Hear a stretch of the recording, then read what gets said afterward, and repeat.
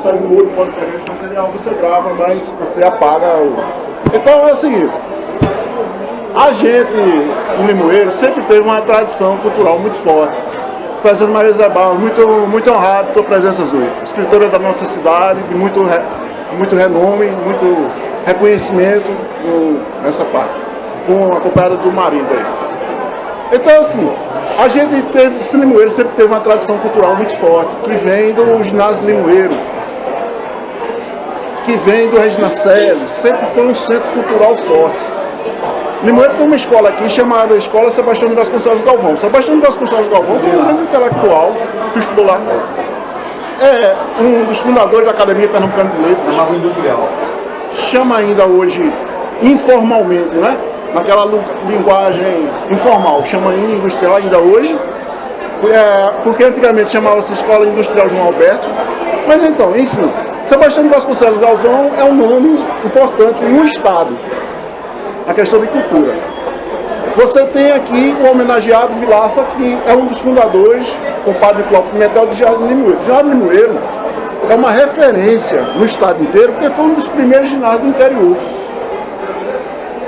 Então, quando se refere a Limoeiro, as pessoas sempre têm a percepção do Coronel Xinguerá, que é o que mais remonta, é o que fica mais premente na mente das pessoas. Mas Limoeiro também tem uma tradição cultural. Tem vários intelectuais, como Augusto Costa. Eu tenho um parente que, depois de Augusto Costa, eu considero o principal poeta de Limoeiro, que é Carlos Coutinho da Costa Pereira. Então, por que Limoeiro tem uma tradição tão forte? Também por causa da Regina Celi. Eu não sei se alguém estudou aqui no estadual, mas o estadual Eu também. Tu estudou também? Tu levou a pau em todo que é quanto, aí saía de escola para jogar, tu era o pior aluno. Não, mas você aí aprendeu a ser o grande comunicador que você é. Eu estou com o meu amigo aqui de Gravatá. Eu peço que todo mundo aqui fique à vontade, o carioca aí fica à vontade, e esse espaço é nosso. O nosso amigo advogado sertanejo está aqui, o André. Qual é a tua cidade mesmo, André? Tua cidade é mesmo? São José do Beaumonte. Eu fui para ver a Romaria do Padre Cícero, passa por lá, né? Passei por lá. Então, essa tradição cultural estava o quê? Esparsa. Várias publicações. Você pega os livros de Vilaça, são belíssimos. Mas Vilaça, com todo o respeito e toda a ausência do filho homenageado, ele usa a linguagem da época. Ele usa a linguagem dos anos 60, a linguagem dos anos 70. Então você tinha o livro de Vilaça e você tinha vários autores que falam sobre Limoeiro, cada um falando de uma área diferente. Então você tem um livro de Vilaça falando sobre a cooperativa, você tem um livro de Vilaça falando sobre a história da cidade, você tem as poesias de Carlos Coutinho da Costa Pereira, você tem as poesias de Augusto Costa, você tem a historiografia de Sebastião de Vasconcelos Galvão. Você me permite, tem a produção literária poética de Maria Zé Barros, tem a produção do José Luiz Barbosa. José Barbosa de Souza, melhor dizendo. E aí bateu, eu tive uma ideia. Não sei se fui eu. Vamos ler num volume só, numa linguagem simplificada, atualizada, esse universo. Obrigado por me ajudar. A gente sempre fica um pouco tenso nesses momentos, mas tem as pessoas para nos ajudar. Esse universo cultural que estava em espaço, que as pessoas tinham dificuldade de encontrar. Então vamos lá num volume só. Sem esquecer, Limoeiro tem uma produção teatral muito forte. Tem grandes comunicadores, eu estou aqui com o Maciel. Maciel, você é personagem desse livro. A gente cita quando tu começa na Rádio Difusora de Limoeiro. Eu já fiz parte da Rádio Difusora de Limoeiro quando era garoto. Então, Limoeiro deu 2 governadores da Pernambuco. 2 governadores ao nosso estado. Severino Marcos de Queiroz Pinheiro, que nomina essa rua, que é filho de Paudalho, mas construiu a vida política em Limoeiro, é anterior ao coronel Francisco Araco Corrêa. E a gente tem Henrique Pereira de Lucena Filho, barão de Lucena, que nasceu em Limoeiro, em terras que hoje pertence a Bom Jardim. E eu descobri o seguinte: a garotada, as crianças, eles não sabiam dessa riqueza cultural. Estava escondido, era em fundo de baú. Você chegava junto da garotada, você sabe que Limoeiro deu 2 governadores de Pernambuco?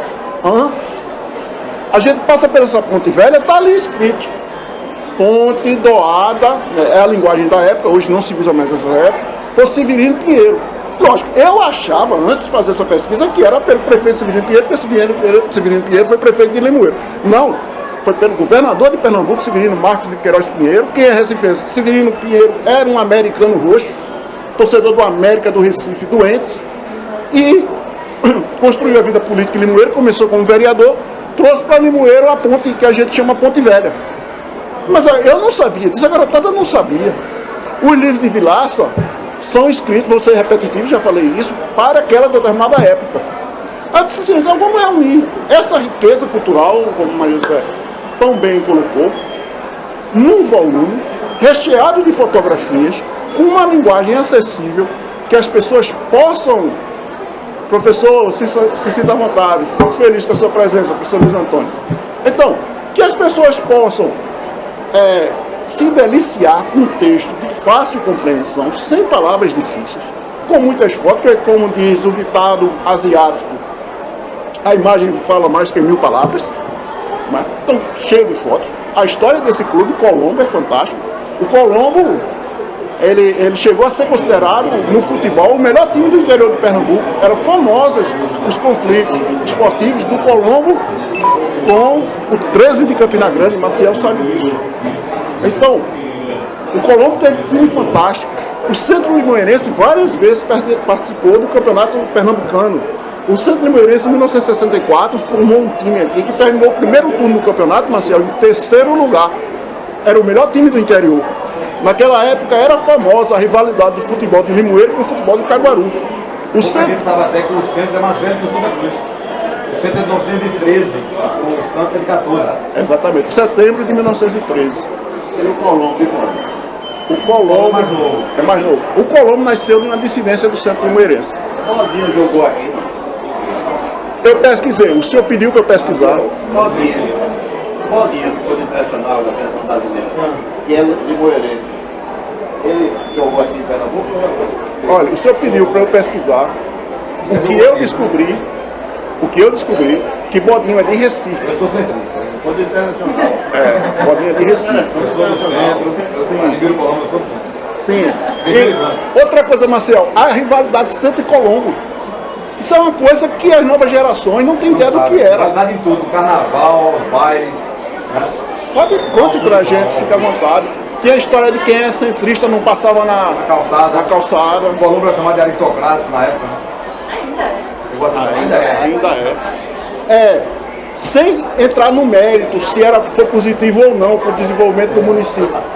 Humberto, tu viesse, obrigado Humberto. Valdenes, sinta à vontade. As histórias de Francisco Caraco Rego, elas fazem parte do imaginário coletivo. Então aquela história que a Rádio Clube de Pernambuco conta do pênalti que foi batido da outra barra. Isso é folclórico, isso é histórico. Sem entrar no mérito, Carlão, mas Francisco Caraco Rego prejudicou Limoeiro, ajudou, foi bom, foi ruim. Eu não entrei nesse mérito. Outra coisa que nós inovamos, nosso trabalho é simplesmente descritivo. A gente descreve a época sem entrar no mérito do julgamento do fato. Porque hoje nós estamos perdendo a capacidade, professor de português Augusto, isso é uma tese interessante. Nós no Brasil estamos perdendo a capacidade de simplesmente ver o fato e analisá-lo a partir de uma descrição. O autor apenas descreve, o autor não está levantando uma bandeira de a favor ou contra, não está fazendo um apelo para que aquilo se concretize, o autor não está direcionando a vontade do leitor nesse sentido ou naquele. Ele vai fazer um texto simplesmente descritivo. Mas cara, mas tu tem teu pensamento, todo mundo tem. Um gosta do azul, um gosta do vermelho, outro gosta do amarelo, outro gosta do verde. Isso é natural, mas eu não traduzi isso no texto. Quando fizemos isso, nos resumimos, não usamos a linguagem descritiva, literária descritiva, não usamos a linguagem apelativa, aliás, desculpa, não usamos a linguagem apelativa, não usamos a linguagem emocional. Não. As três principais é a emocional, a descritiva e a apelativa. São as três principais, a apelativa, a descritiva e a emocional.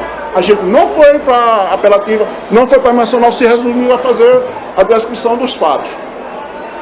Foi um sucesso. As pessoas... Era como um resgate. Esse cara não está direcionando para um sentido ou para o outro. Então, Limoeiro tem a história do futebol, tem a história política, tem a história da vida social. A vida religiosa é riquíssima, meus irmãos. Você é profundamente católico, eu sei disso. Você imaginar no século XVII os padres fundarem aqui um aldeamento. E aí a gente resgatou também uma coisa, que Limoeiro estava muito preso à vilaça. Eu fiquei felicíssimo quando eu vi o resgate e agora na Bienal outros autores. Você diversionar, dar espaço a outras pessoas que escreveram. Nelson Barbalho escreveu muito sobre Limoeiro e não era tão conhecido. Eu acho que quem começou a pesquisar sobre Nelson Barbalho aqui, eu acho que, modéstia à parte, não quero trazer para mim nenhuma virtude que eu não tenho, mas eu acho que fui eu e doutor Barbosa, José Barbosa Souza. A gente começou vamos buscar Nelson Barbalho. Então a visão de Nelson Barbalho não é exatamente a de Vilaça. Limoeiro é conhecido pela história do Sumiço da Santa. A colonização começou com o Sumiço da Santa. Não é, Marcelo? Todo mundo estudou isso na escola. Nelson Barbalho não acredita nisso. Ele diz que é uma lenda. Que, aliás, quem me deu esse toque foi Padre Luiz Sequim, quando nós estávamos entrevistando, que ele dizia, me incomoda, Carlão, essa história do Sumiço da Santa, porque não corresponde aos fatos. Aí eu comecei a dizer, mas padre, alguém disse que isso não corresponde aos fatos, e disse, tem que provar que aconteceu. Né? O ônus da prova é de quem alega. Então, Nelson Barbalho, é claro, ele chama o Sumiço da Santa, para os senhores de São do Recife, é uma lenda que marca o começo da civilização, da formação do aldeamento. Ele chama o Sumiço da Santa de história bonita e fantasiosa. Ninguém tinha usado essa linguagem. Quando eu disse na rádio, o Sumiço da Santa é mito, foi uma polícia, o cara me parou no meio da rua, na Carlão, tu quer matar o Sumiço da Santa? Tu quer matar a Santa? Eu digo, não, quero esclarecer que isso é uma figura mitológica, não corresponde exatamente ao fato. Para Nelson Barbalho. E Nelson Barbalho vai mais além. Vilaça pegou de Sebastião de Vasconcelos Galvão e comprou essa história. Dá licença. A história. Mas eu volto a... Vá. Então, o resgate de que essa história era fantasiosa trouxe uma situação diferente na cidade, que a cidade ficou muito curiosa em relação a esse trabalho. Para resumir, para não ser uma coisa muito longa e muito cansativa, então o que acontece? Em 2013, esse livro já foi lançado, esse livro foi lançado em 2013. Ele, quando atendia a essa expectativa de reunir a matéria cultural da cidade, que é muito ampla, falei aqui do pessoal do teatro, e da literatura e etc., e a vida social e etc., e religiosa, como o Zui bem recordou, quando resumiu no volume só, o pessoal gostou. A linguagem é simples, fácil de ler. Mesmo pessoas que não gostam de ler, gostam da forma como é colocado, porque é um texto muito fácil de se ler, então a gente simplificou. Tem uma ou outra palavrinha difícil para dar aí para o dicionário, mas não é o cerne é a simplicidade da linguagem, e foi um sucesso. A gente já vendeu mais de 600 exemplares, para o padrão de nossa cidade, é bastante coisa. A PROEC diz que esse trabalho, os dados da menina da PROEC, é talvez o mais vendido desse século, por limoeirense, feito por limoeirense em Limoeiro. Fique bem claro isso. Feito por limoeirense em Limoeiro, é provavelmente, se não o mais vendido, com certeza um dos mais vendidos. Porque vendeu muito, vendeu mais de 600 exemplares em pouco mais de 2 anos. O mérito não é meu, longe de mim, o mérito é de todo mundo que construiu a história. É de Maciel, que saiu daqui, que está no livro, é de Maria José, que construiu a história da nossa cidade também, que é a parte da literatura, é de Augusto, que veio de Gravatar, desenvolver a educação da nossa cidade, é do meu primo Humberto, que está ali, que também a gente falou sobre o pai dele, a questão de São João do Alto, a questão da escultura de Renato Barros, a cidade contra a cidade, que os limoeirenses, tanto era na TV, o pessoal, são muitas informações, eu também não gravei tudo de memória, mas TV Tupi, tem no trabalho, na TV que já fechou. Era cidade contra cidade, Limoeiro era sempre muito bem representado, ficava famosa. Tu lembra aqui que TV, não me lembro exatamente a TV. Luta Livre. Outra coisa que nós resgatamos do fundo do baú, a história morte do quilômetro 70. A moça do quilômetro 70. Isso na época no estado de Pernambuco foi. Quem matou a moça do quilômetro 70, um famoso radialista. Ficou famoso com esse refrão, né? Quem matou a moça do quilômetro 70? Então, a gente foi buscar essa história. Lógico que a gente não vai ser irresponsável de colocar no texto coisa que não possa, não é que não possa provar, mas que não tem elementos de pesquisa. Tudo foi fruto de pesquisa. Então, a nova geração tem muito interesse, porque ainda hoje no cemitério de Limoeiro, cemitério São João Batista, é um dos túmulos mais visitados. O dela, o Toninho de Limoeiro, que está nesse trabalho, e daquela menina que foi assassinada do outro lado do rio, Laís. Foi ótimo ter vindo, porque tu está me ajudando, porque tem muito dado da cidade que vai dizer essa mais do que eu. Muito obrigado.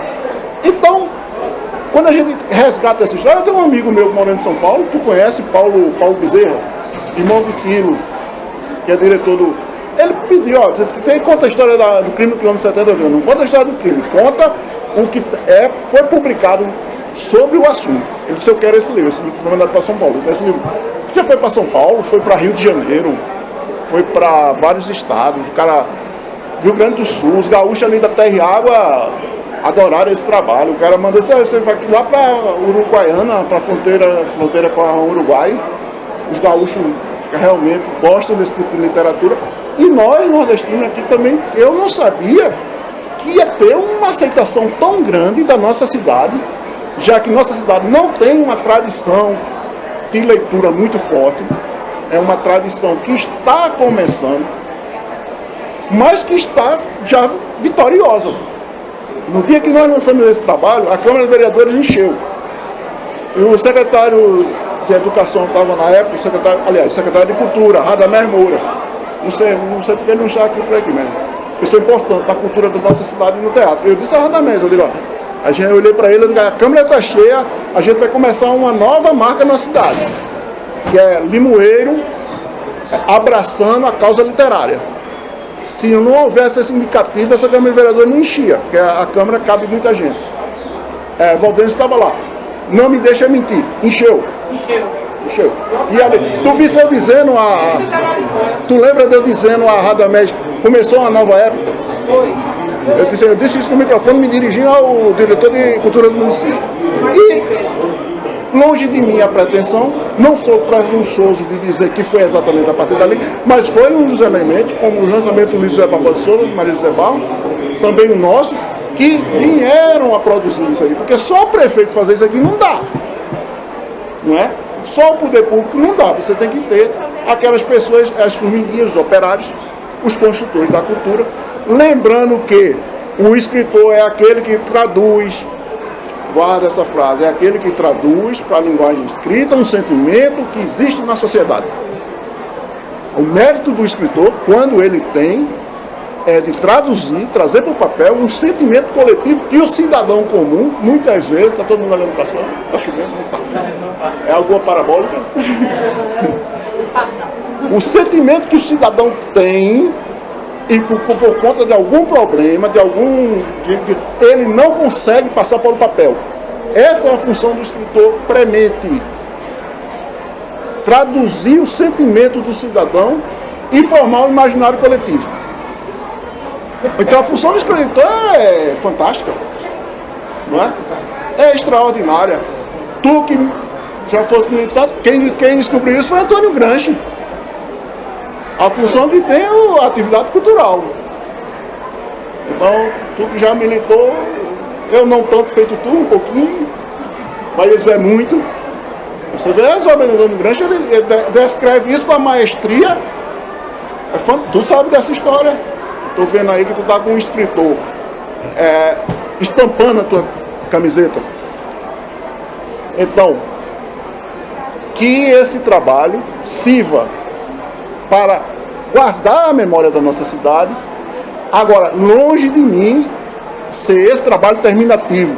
Ele é um esboço, ele é uma pesquisa, uma reunião, um material só do que circula, mas deixando em aberto para que outras pessoas pesquisem aprofundem e tragam novos elementos. De vez em quando eu encontro uma pessoa na rua, mas Carlão, eu não concordo com o que tem lá. Eu digo, maravilha tu não concordar. Isso aí faz parte. Eu quero que tu aprofunde. Já vi eu dizendo isso no Facebook. O sujeito disse, eu li teu livro e não gostei. Eu digo, ótimo, vem pra reunião conversar com a gente. Mas já debateu dessas coisas, né? Não sei nem se o sujeito veio, pode ser até que esteja aí. O cara leu, não gostou. Fica à vontade, não é? Eu gosto, o cara diz, eu não gostei do teu livro.